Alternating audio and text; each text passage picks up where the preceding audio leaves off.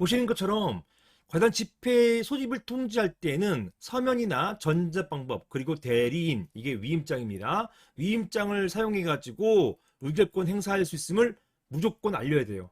안 알리면 하자가 있다. 그리고 그 중에서 특히 이 서면, 요 서면이죠, 서면. 요 서면 결의서는 반드시 수집통지서에 동봉 첨부시켜야 된다는 것이에요. 요거 안 시키면 하자했어요. 브레이크 걸립니다. 총회 관련 집회 열 때 브레이크 걸려요. 만약에 이러한 절차를 위반한 경우에 그 이후에 이어진 집회 결의는 취소 또는 무효로 보고 있습니다. 사실은 지금까지는 무효로 보는 게 더 많아요. 이걸 절차 하자로 봐가지고 경미한 하자로 봐서 취소소의 대상이 되는 취소라고 보는 그런 경우도 있어요. 아무튼 하자가 발생하는 것은 맞습니다. 이렇게 해버리면 결의가 취소되거나 또는 무효가 돼버려요. 자, 보시는 것처럼 이런 하자를 이유로 해가지고 과단 집회 개최금지 가처분 신청을 하면 인용될 수가 있어요. 그리고 이런 신청할 때요, 이 5분의 1 전체를 상대로 하기가 되게 어렵습니다. 왜냐면 5분의 1 일정사항도 잘 모르고 게다가 5분의 1 대부분 나오지도 못해요. 그러니까 이런 경우에 만약에 관리단이나 관리단 대표인 관리인이 집회를 개최하면 그 관리단 또는 관리인 상대로 해가지고 집회 개최 금지 가처분 하면 되는데 5분의 1이 단체로 총회를 열 때는요, 이 사람 전체를 피신청인 이 집회 개최 금지 가처분의 상대방으로 지정할 수가 없단 말입니다. 이 많은 사람을 어떻게 다 지정해요? 시간도 얼마 안 남았는데요. 그러다 보니까 어떻게 하느냐? 구분 소유자 5분의 1 이상이 다수일 경우에 그 5분의 1 전체를 대상으로 가처분 신청을 할 수는 없는 것이고, 이거 불가능해요. 보통은 대표자를 지정해가지고 개최금지 가처분 신청을 하게 되는 것입니다.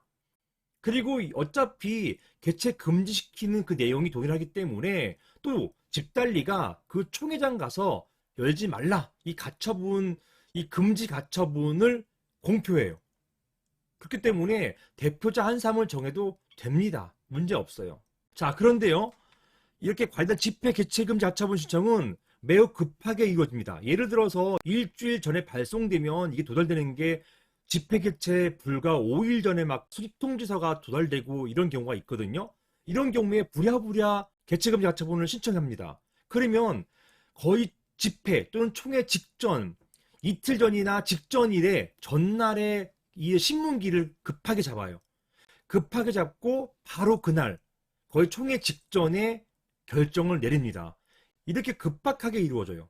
그러다 보니까 이런 경우를 많이 봤어요. 그 대표자를 지정했는데 상대방을 지정했는데 상대방이 안 받습니다. 이 신청서를 안 받아버려요. 그런 경우가 종종 발생해요. 그리고 이런 경우에 법원이 판단 안 하느냐? 그건 또 아니에요.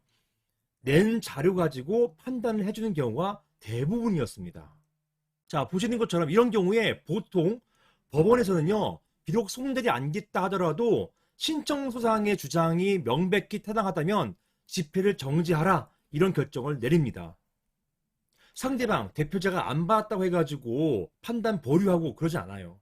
한편 이게 신청이라고 해가지고 항상 인용되는 건 아닙니다. 상담이 없다고 하더라도 이 신청 자체가 애매모호해요. 신청 이유가 없거나 아니면 특별하게 문제가 없다라고 하면은 일단은 열어줍니다. 기각시켜버려요.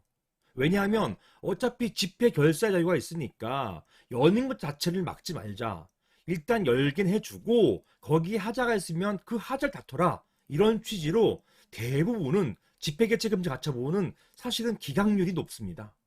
인정이 잘 안 돼요. 특별하게 또는 명백한 하자가 있지 않으면 인정이 안 됩니다. 물론 사안 같은 경우는 명백한 하자가 있었어요. 서면결의서, 서면에 의한 의결권 행사서가 없었잖아요. 따라서 명백한 하자가 있기 때문에 원래 인용 결정 내려도 되는 사안이었어요. 그런데 인용 결정 내지 않고 있다가 총회가 개최된 것이죠. 바로 이 경우입니다. 매우 드문 경우이긴 하지만 아예 결정을 내리지도 않는 경우도 있다. 이 경우 그대로 집회가 개최된다는 말입니다. 이런 경우에는 이미 집회가 개최됐어요. 집회 개최 금지를 명하는 가처분 신청했는데 그냥 열어버렸단 말입니다. 판결 나기 전에. 결정나기 전에 열어버렸어요. 이런 경우에는 종전에 했던 집회 개최 금지 가처분 신청은 이미 신청의 이익이 상실돼가지고 각하되는 것이 마땅해요. 각하될 상황이에요. 자, 그런데 이 경우는요, 법원에서 판단을 일단 안 해준 거잖아요. 물론 법원 판단이 유리한 판단일 수도 있지만 또 불리한 판단일 수도 있었기 때문에 법원을 비난할 수는 없어요. 자, 이런 상황에서 어쨌든 이런 상황이 발생했습니다. 이런 상황에서 만약 일단 집회에서 위 가처분 신청의 상대방이 누구였죠? 그 소집 통지한 사람의 대표자였죠. 근데 이 대표자가 마침 관리인이 된 겁니다. 보통 이 소집 통지할 때 대표자, 즉 관리인이 될 사람을 대표자로 선정해요. 부종식에 50명 이렇게 하면 이 부종식이 대표자로서 관리인 되는 경우가 많단 말입니다. 상한도 그런 경우였어요. 그래서 마침 이 가처분 신청의 상대방, 이 개체금지 가처분 신청의 상대방이 부종식이었고 이 부종식이 마찬가지로 관리인이 됐어요. 자, 이때 그냥 법원에서는 곧바로 각하시킨 게 아니라 신청한 사람이 급하게 인지 움직입니다. 어떻게 움직였느냐? 이것을 종전 개체금지 가처분 신청에서 신청 취지를 당사자가 동일하니까 이제는 개체금지 가처분 신청이 아니라 직무집행, 즉 관리인 뽑혔으니까 관리인 직무집행 정지 가처분으로 바꿔버립니다. 신청 취지를 변경해요. 이렇게 신청 취지를 변경해가지고 종전소송이 각하되는 것이 아니라 계속 가도록 할 수가 있단 말입니다. 물론 전제는 이런 신청 취지 변경하려면 항상 되는 게 아니라 기본적 사실관계가 동일해야 돼요. 종전에 다투는 것과 나중 다투는 게 사실 하자가 동일해야 되는데 사안 같은 경우 동일한 하자였단 말입니다. 어떤 하자? 집회 소집할 때 거기에 서면결의서를 첨부하지 않았던 하자. 이 하자가 동일하기 때문에 따라서 법원에서는 이런 신청 취지 변경을 허용해 준 겁니다.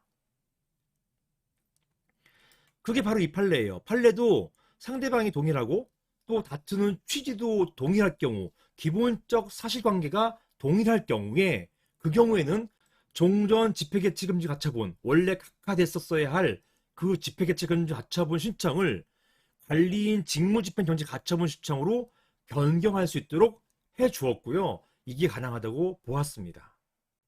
이게 특이한 판례예요. 이 판례 자체가 틀리지 않습니다. 이게 당사자가 동일하고 이런 주장이 동일할 경우에는 신청 취지 변경할 수 있어요.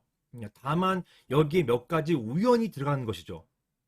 법원이 집회개최금지 가처분에 대한 결정을 못 내리는 상황에서 집회가 열렸고, 그리고 마침 집회개최금지 가처분의 상대방인 대표자가 마침 그 사람이 관리인이 돼버린 거예요. 그런 경우에 당사자가 동일하고 다투는 내용도 동일하기 때문에 종전에 집회개최금지 가처분 신청을 변경합니다. 관리인 직무집행정지 가처분 신청으로 변경을 하고 이게 가능하다고 보았던 사례입니다. 좀 특이하지만 이런 사례가 있구나 이렇게 생각하시면 되겠습니다. 이상입니다.